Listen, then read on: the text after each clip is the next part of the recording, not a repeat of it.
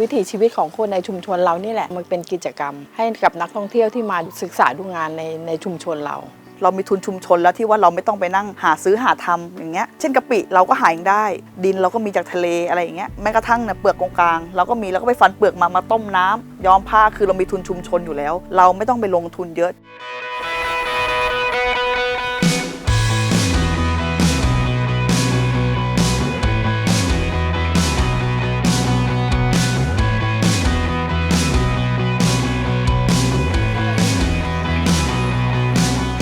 ที่เราจะคิดรวมกลุ่มกันก็คือสินค้าของเราเนี่ยตกต่ำแม่ค้าก็กดราคาเราหน้าดูเลยเราก็ผู้ใหญ่ก็เลยเรียกชาวบ้านเรียกประชุมประชาคมในหมู่บ้านนำเสนอว่าเรามารวมกลุ่มตั้งเป็นวิสาหกิจกันไหมแต่ว่าทุกคนต้องทำตามมาตรฐานเป็นรูปแบบเดียวกัน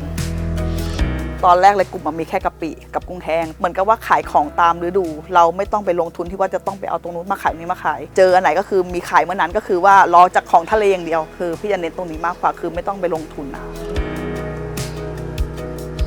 ก็มีเข้ากลุ่มอยู่แค่8คนผู้ใหญ่ก็ขอระบบ GMP ของประมงก่อนก็ทำได้ก็ได้ระบบ GMP มาได้มาตรฐานมาแล้วก็พอตอนหลังคนไหนที่ไม่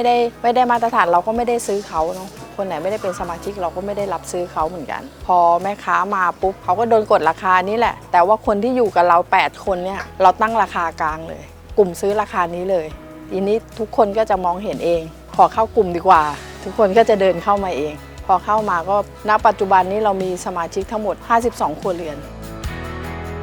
ตอนนี้พี่พัฒนาจากกะปิต่อยอดมาเป็นกะปิคนอคือลักษณะออกจะเป็น1ก้อน1ครกและปีนี้จะทำน้ำพริกผงคือใส่น้ำร้อนเป็นน้ำพริกเลยแล้วก็จะมีกะปิหวานน้ำปลาหวานแล้วก็น้ำปลาหวานปลาร้านะคะแล้วก็จะมีน้ำปลากะปิกุ้งแห้งนะคะกุ้งแห้งนี่จะมีทั้งเล็กกลางใหญ่คือทำหมดคือค่อยๆต่อยอดไปนะคะก็อาหารทะเลแปรรูป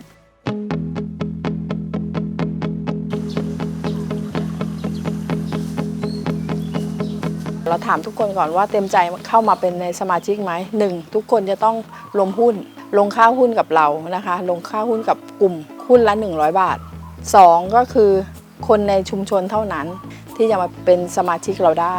กลุ่มของเราเนี่ยเราก็คือมีการจัดสรรจ้างสมาชิกในกลุ่มของเราทำงานกับกลุ่มอีกทีนะคะคือ1เลยเขาจะได้ค่าแรงจากกลุ่มแล้วพอสิ้นปีปุ๊บเราทางกลุ่มก็จะมีการปันผลให้เขาอีก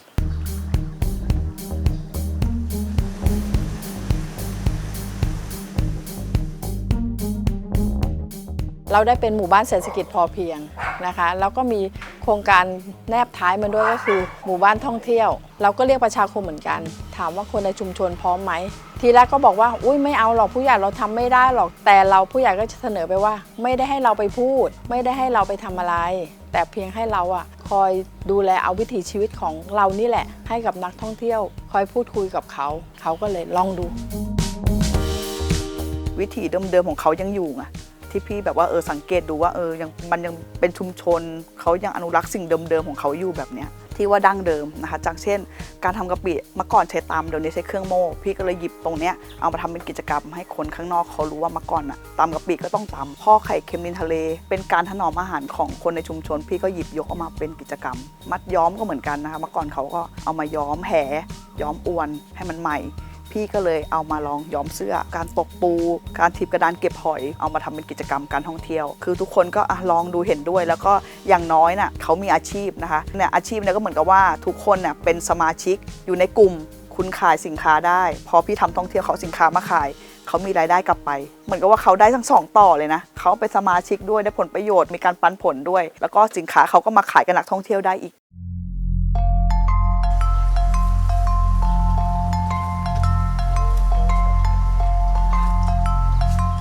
ช่วงเสาร์อาทิตย์นะคะเราจะให้เด็กในชุมชนของเรามาเป็นมัคคุเทศก์น้อยนะคะหรือเป็นวิทยากรสอนตามฐานของเราจะได้เพิ่มรายได้ลดรายจ่ายให้กับคนในครัวเรือนของเขาที่พี่เนี่ยตั้งใจจริงเหมือนให้เขาแบบมีจิตสำนึกในบ้านเกิดของเขาเองนะคะอยากให้แบบว่าให้รู้ว่าเนี่ยคุณยังมีทุนชุมชนคุณยังหยิบยกตรงนี้มาทำเป็นอาชีพเป็นรายได้ได้โดยที่ว่าเขาไม่ต้องออกไปอยู่ข้างนอกหมู่พี่พยายามแบบไม่อยากให้เด็กออกไปอยู่นอกหมู่นึกออกปะแต่อยากให้มีอาชีพอยู่ตรงนี้สามารถเล่าเรื่องในชุมชนได้คือเขาสามารถพูดได้ทุกเรื่องแทนเราได้อย่างเงี้ยค่ะ